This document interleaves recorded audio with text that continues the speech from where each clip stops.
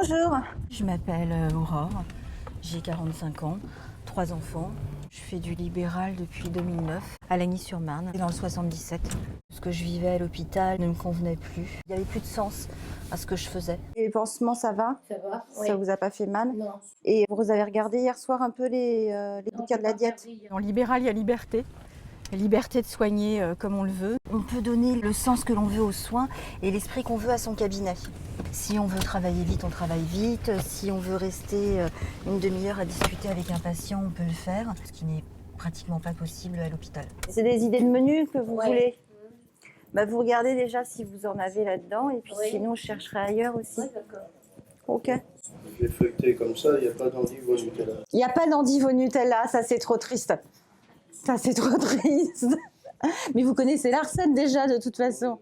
Prendre 5 minutes pour discuter, c'est important. Un patient qui était en fin de vie, qui avait un cancer de la prostate. Je passais chez lui alors officiellement pour lui faire un anticoagulant et puis surtout pour discuter, pour voir comment il allait au niveau de la douleur. Un jour on parlait des oiseaux, un autre jour des fleurs dans son jardin. Et puis je lui dis, mais j'ai l'impression de ne pas vous être très utile avec ce que je fais. Il me dit, si, c'est juste ces 5 minutes de discussion tous les jours m'apportent beaucoup. Ça m'a rappelé que des fois, avec rien, on fait beaucoup. Un anticoagulant, c'est pas seulement un anticoagulant, on peut faire plein de choses tout autour. Quand j'étais élève infirmière, un de mes stages, c'était un stage en maison de retraite. J'avais eu comme appréciation de stage trop sensible pour faire ce métier. Déjà, qu'on se mette d'accord sur ce que veut dire sensible. Pour moi, sensible, ça veut dire être attentif à l'autre, être capable de ressentir ce qui se passe autour de soi, avoir tous ses sens en éveil. Bonjour, madame Doyen.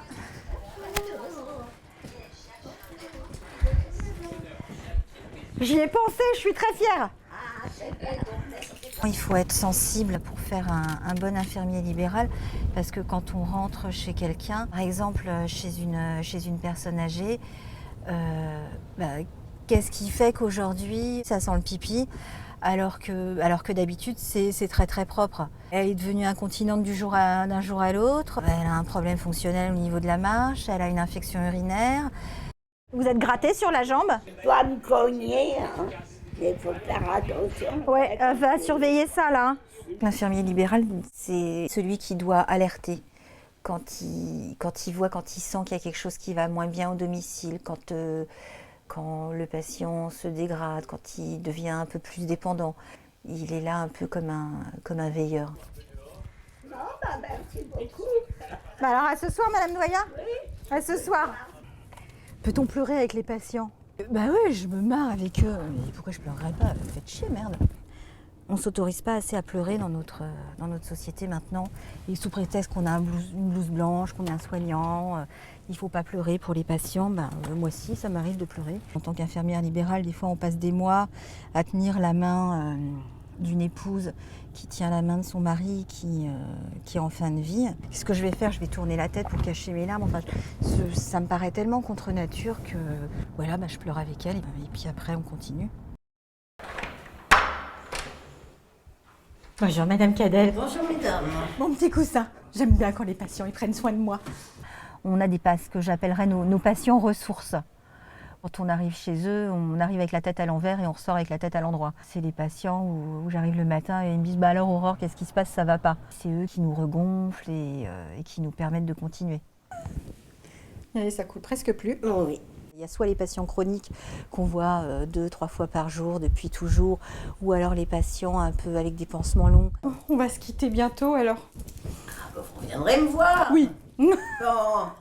On multipliera les prises de sang. C'est ça. Mais enfin, je veux pas un autre ulcère, hein. Non. Quand même pas, hein. Je vous aime pas à ce point-là. C'est absolument génial cette femme. Patient ressources. Il y a beaucoup de femmes dans la patientèle, des femmes de 70-80 ans. Les femmes de cette génération, elles ont vécu la libération de la femme. Elles m'apprennent des choses sur ce qu'elles ont vécu, comment elles l'ont vécu. Elles se sont débrouillées, elles, avec leurs enfants. Elles n'avaient pas les mêmes moyens de garde que nous. Et c'est d'une richesse. C'est des femmes qui ont commencé à travailler avec des professions particulières. En ce moment, dans ma patientèle, j'ai une dame qui était papyrologue, spécialiste en papyrus. J'ai une dame qui m'appelle pour des injections d'anticoagulants pour sa fille. Et quand je lui ai demandé l'adresse, elle me dit au cimetière. C'était la gardienne du cimetière. Alors là, j'étais très très fière. Bonjour. Il faut vraiment savoir à quoi on s'engage quand on va faire du libéral. Faire du libéral, c'est pas se promener avec une mallette dans la rue.